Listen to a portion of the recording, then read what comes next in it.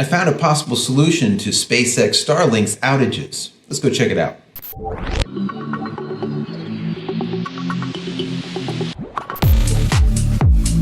Hey everybody, welcome back to the channel. Thank you so much once again joining me for tea time. Today we have a little bit of fireside. I hope you're joining me with your cup of tea, maybe a cup of coffee, hanging out, talking tech, talking photo, talking video. Today is a tech day. It is a router day, Starlink day combination. A lot of people have been writing in and asking me if I have some type of solution for the SpaceX Starlink outages that have been happening. And for the last couple of weeks, I've been working on that. Now, most of you are asking me about this because you are either doing like some type of Zoom conferencing or playing online video games, or maybe you're streaming to Facebook or possibly Twitch, or like I'm doing YouTube. And all of these are very network intensive.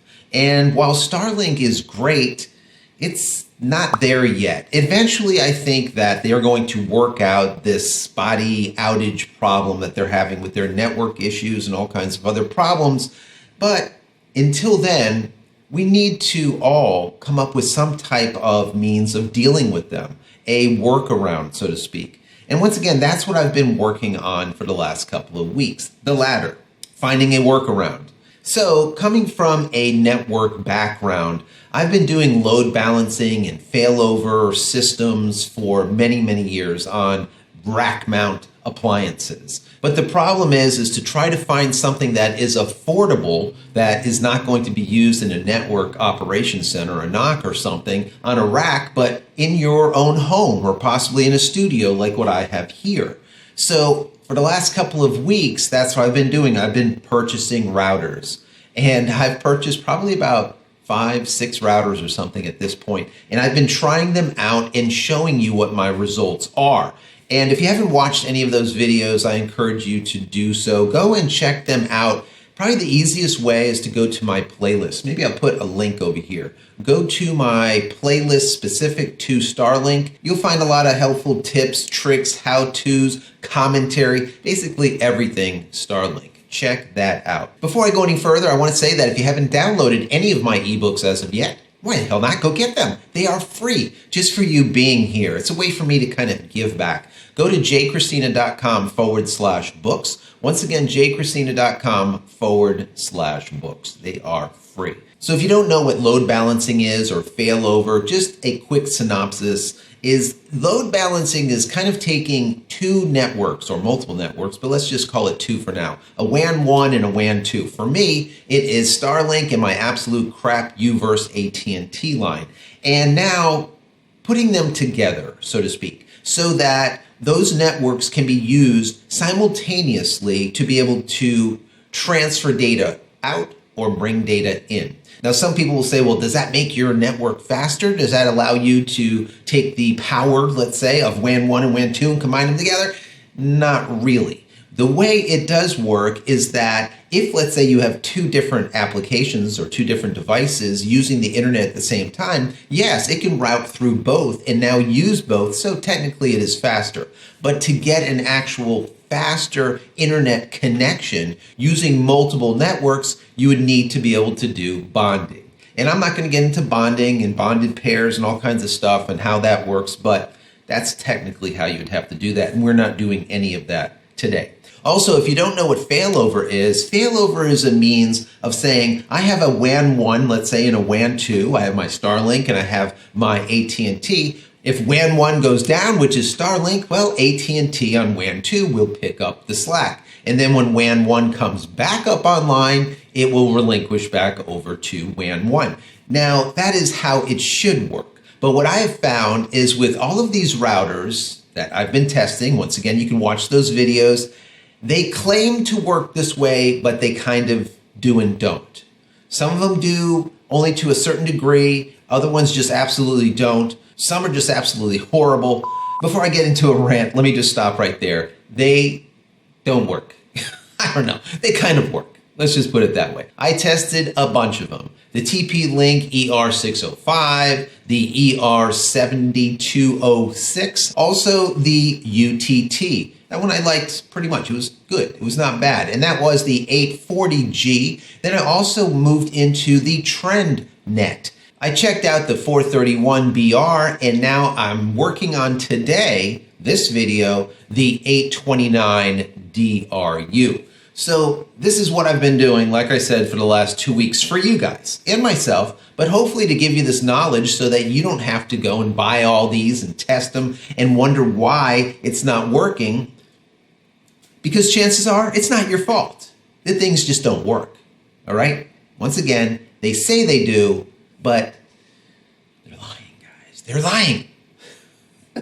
Anyways, I liked the Trendnet, probably the best for technical support. Those guys were awesome. They're based in California, number one. They speak English, which is always a benefit. There's not that language barrier, and they're very knowledgeable. So obviously I'm not being paid to say that. I'm always unbiased, but that's just what I experienced. So that was really good. I love those guys. You call in and you get a lot of good information. If they can actually fix the problem, that's a different story. That's a hardware issue, but they do have the knowledge and can have that nice back and forth communication, which was nice. So the question that you're going to ask me is, does this new Trendnet fix the situation? And the answer to that is kind of, sorta, yes and no. And that's what I get into today. Now, let's go ahead and jump into this router real quick. It is a very, very simple setup. Now, does this router have a lot of capability? Yes, it does, but we're only going to use it for load balancing and failover, and that is it.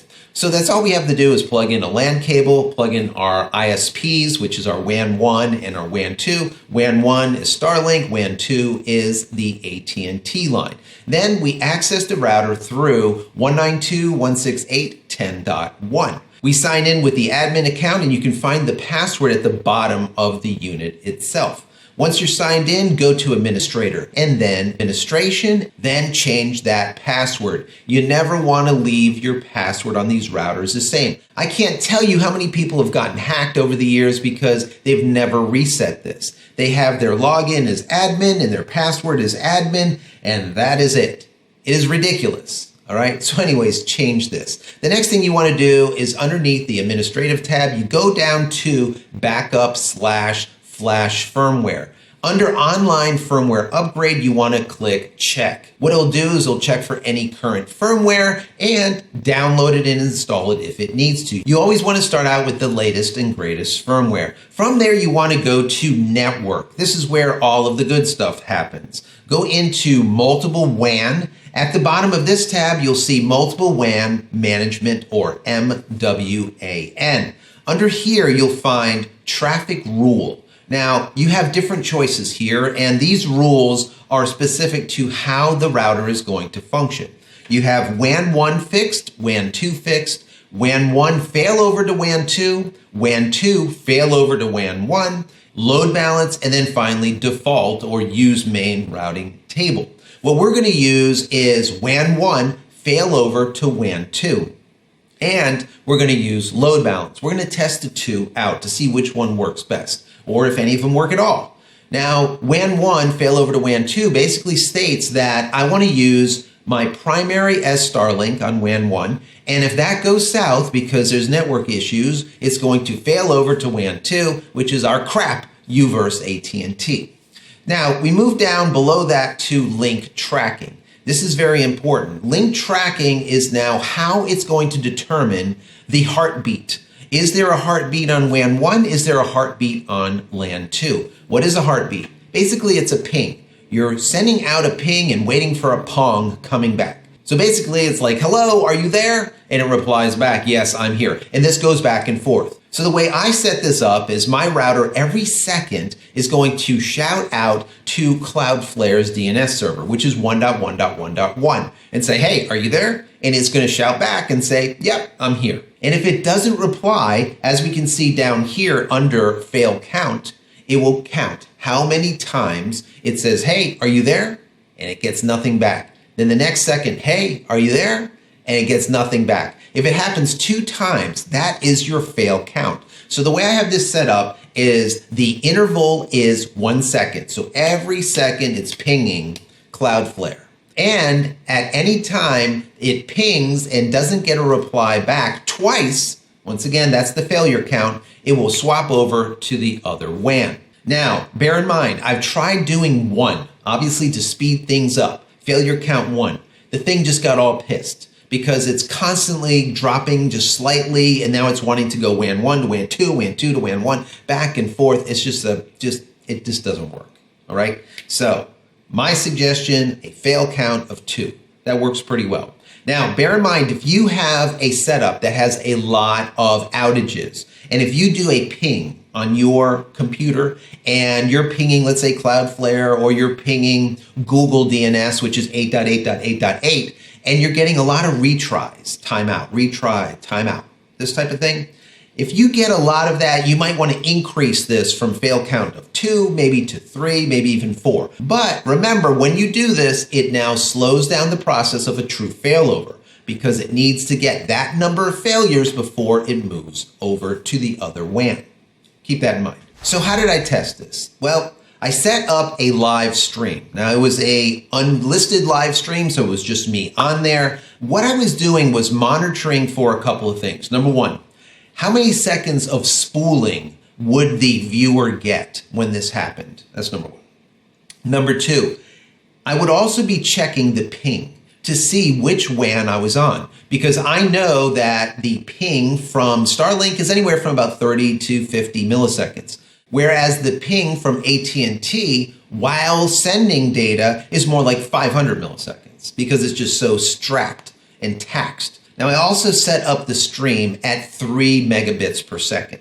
The reason I did that is to really push the AT&T connection, because I know that AT&T that I have can only push about 1.3 to 1.7 megabits per second. I know it's trash. Whereas the Starlink can push all the way up to like 10 megabits if it needs to without a problem, okay? So I would know when it switched and when it came back. It was a way for me to monitor what was going on. So what I found when using load balancing would be my preferred method over failover, but load balancing kind of didn't work. What ended up happening was, using load balance, if I would pull LAN 1 out and now Starlink is dead, well, it would immediately transfer over to LAN 2, which is AT&T. That is amazing compared to some of the other routers that I've tested that took 15 seconds, 38 seconds. One took a minute to do that transfer over. The hell are you doing in a minute? I might as well just go plug it in myself.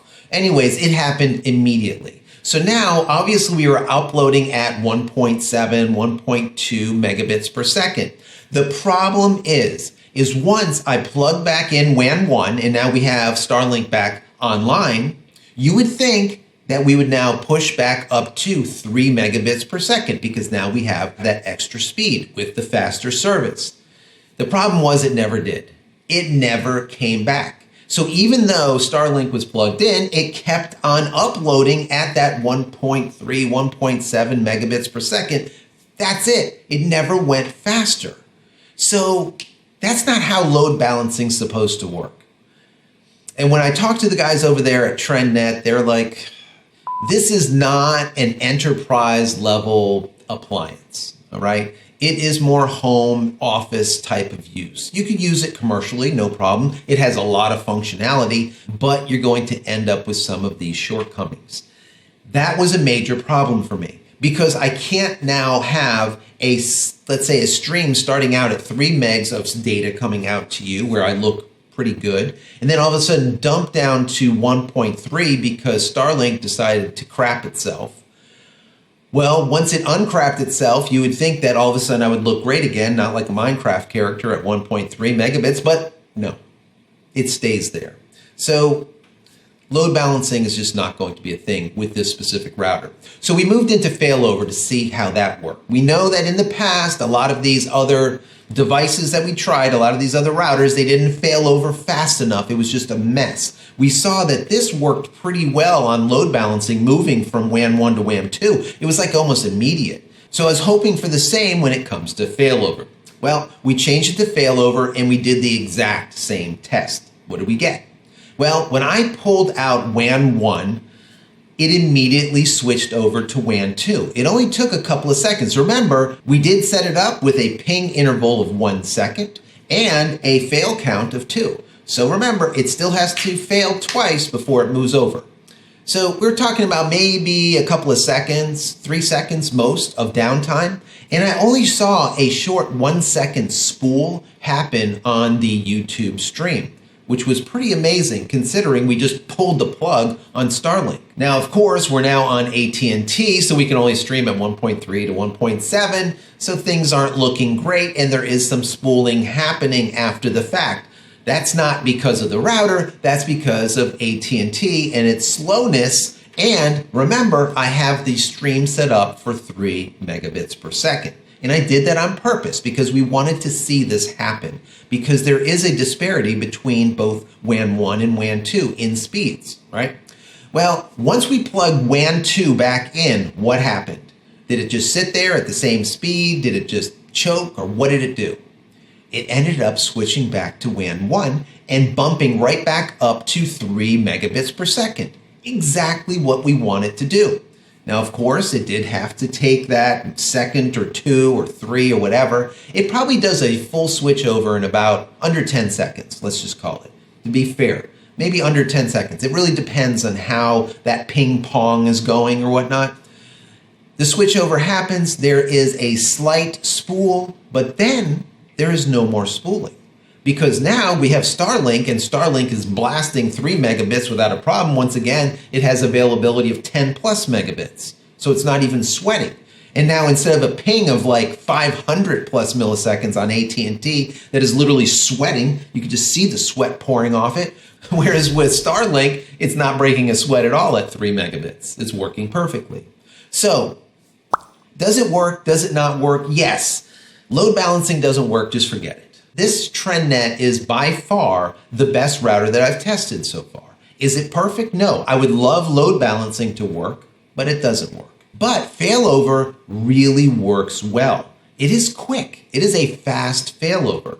And if you're doing some type of, once again, streaming, maybe to Twitch or Facebook or YouTube, or maybe you're doing a Zoom conference, the people that are watching you probably won't even notice the hiccup. In a perfect world, we would be using symmetrical ISP connections. So your WAN 1, let's say, is 10 megabit, and your WAN 2 is 10 megabit. So when something failed over, no one is the wiser. But we do not live in a perfect world. We most likely live in an asymmetrical world. So you're going to be using maybe AT&T, maybe you're going to use Verizon Home, maybe you're going to use like a 4G or 5G hotspot as a redundant type of failover. Whatever you're going to use, they're most likely not going to be the same. The only workaround for this is to set up your stream at the lowest common denominator. So for example, for me, I know my AT&T can handle 1.3 to about 1.5, right? Without just, once again, profusely sweating. So if I was to set up the stream, let's say at 1.5 megabits per second, if Starlink goes down on WAN 1 and it switches to AT&T, no one's the wiser. There might be a second of a spool when it moves from WAN 1 to WAN 2 or from WAN 2 to WAN 1, but that is it. Just that small, tiny spool. And that is all of it. And you're going to get the exact same connection. For me, the connection would be crap because I can only stream at that slow 1.3 megabits, 1.5 megabits. So for me, I would rather stream at 3 for the majority of a stream. And then once it does fail over to AT&T, there's a lot of spooling happen until Starlink comes back online. The reason being is most of my Starlink outages are from 2 seconds to maybe about 15 seconds. So that's not a lot of time that is going to be sitting on that slow, crappy AT&T Uverse connection. So I think that's the way I'm going to actually try it when we do the next live. The last live was a hell of garbage, and I apologize once again for that. So I want to know your thoughts in the comment area below this video. And please help the community. If there is a router that you use that is better than the ones that I've tested, let me know. Put it down there in the comment. Now, don't put a router that's $700,000 or whatever, because the majority of the people are not going to buy that. I like to offer up value, right? So when I tell you to check out this router, it's not something that's going to break the bank, number one, but also it's going to be the best bang for your buck, all right? So keep that in mind. But anyways, in the comments below, put those suggestions. help out the community. All right. So guys, don't forget, check out that playlist. Go over to the main channel. Check out the Starlink playlist for more videos like this. Also, if you haven't subscribed as of yet, please subscribe and click this button over here so when I go live or when a new video comes out, you will be notified of it immediately. And throw this video a thumbs up if you've gotten any value out of it. And if you just want to simply say thank you, click the little thank you button down here, or even better, become a member of the channel. And finally, head over to my website, JCristina.com, where you can find all the photography tools that I've invented for you and me over the years, and hopefully there's something there that you might like. And if there is, please pick it up and support me and my family. That's it, guys. I'm out of here for yet another vlog. Many blessings to you and your family. Stay safe, stay healthy, and we'll see you in the next one. Love you all.